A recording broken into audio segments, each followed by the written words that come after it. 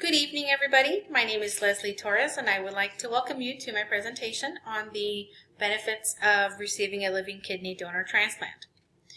Did you know that according to the National Kidney Foundation this year, 90,000 Americans die every year from kidney disease compared to breast and prostate cancer? Well, we also state that according to the U.S. Department of Health and Human Services, 22 of those patients on that waiting list die every day.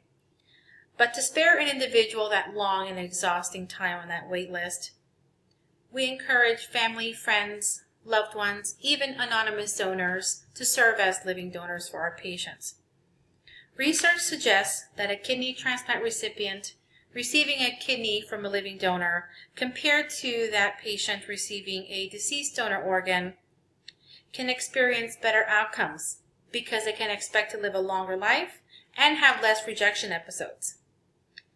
Now, those living kidney donor transplant recipients have a greater advantage over deceased donor recipients and can experience better long-term outcomes with better patient and graft survival. Living kidney donor recipients could also experience less rejection episodes with a decreased risk of graft failure than those patients who receive a deceased donor transplant. Living donor recipients, again, have greater advantages over those patients that receive a deceased donor transplant, experiencing better long-term outcomes with better patient and graft survival. As you can see on the board, this is a graph that talks about the kidney graft survival rates, and it compares those living donors to deceased donors. So one thing I wanted to point out to you is that the living donor transplant recipients, even though they have a zero match, meaning that none of their DNA matched to that donor, they still experience better patient and graft survival rates compared to the deceased donor that has a perfect match. According to the Living Kidney Donors Network this year, living donor recipients have a greater advantage over those deceased donors because the short and long-term survival rates are significantly better. According to Charno, we know that the half-life of a kidney from a cadaver donor in the United States is currently about 8 to 9 years. From a living donor, the kidney's half-life is already approaching 19 years. Isn't that wonderful? A person who hasn't started on dialysis yet, according to Charno, may even be able to avoid dialysis altogether or minimize the amount of time that they're on dialysis. Those patients who spend less time on dialysis live longer after their kidney transplants. Living donor kidneys almost always start functioning immediately after they're transplanted, whereas those deceased donor kidneys may take few days, even a few weeks to start functioning, according to the Living Kidney Donors Network. Another advantage, according to Charno, is that living donor kidney transplant recipients get a better quality organ, leading to decreased graft failures and decreased mortality risk.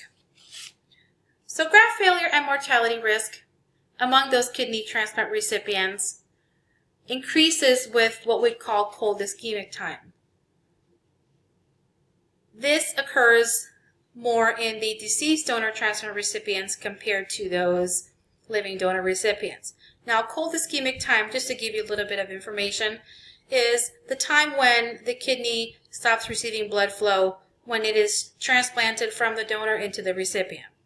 According to Charno, in a recent study, 3,839 adult recipients of a deceased donor kidney was found that each additional hour of this cold ischemic time was associated with a 1.3% increased risk of graft failure and 1.8% increased risk of death. Juan Skornik also states that the quality of the organ from a living donor tends to be superior to the organ from deceased donors. There appears to be lower doses of anti-rejection drugs. Secondly, living donor transplant recipients have a decreased risk of rejection post-transplant, according to Connie Davis and Francis Delmonico. One discovery is that the idea of multiple blood transfusions in pre-transplant patients can increase the risk of antibody-mediated rejection post-transplant. According to Connie Davis and Francis Delmonico, the exposure to blood transfusions needed, for example, when there is blood loss after dialysis treatments are finished, continue to be a major cause of allosensitizations.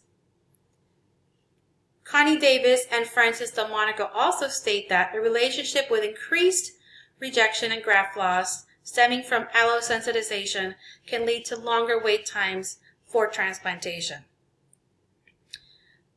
UNOS states that a living donation makes it possible to schedule a transplant at a convenient time for the donor and the recipient together, yielding better outcomes with less rejection. UNOS also states that better genetic matches between living donors and candidates could possibly decrease the risk of organ rejection in the future. Northwestern Medicine tells us that given certain incompatible blood types, living donor recipients have the option to participate in what they call a kidney pair donation program, allowing the exchange of kidneys with compatible donors. Transplantation is far superior to long-term dialysis, states the National Kidney Registry. Transplant recipients generally live twice as long as those who stay on dialysis, and transplant recipients are not restricted by the challenging routine of dialysis therapy. More time on dialysis means possibly more exposure to those antibodies, which can cause rejection post-transplantation.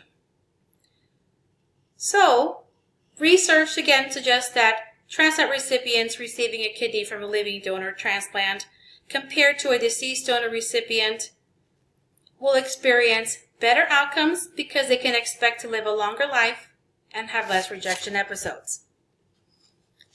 Again, many opportunities for patients like yourselves to be educated on living donation and its advantages to prevent even more complications post-transplant. Share your personal stories with family, friends, and your community. Make them aware of kidney disease and how living donation can make a big impact on your life. As medicines, technology continue to advance, let's think about how we can change the number of deaths each year from 90,000 to 90,000 more transplants.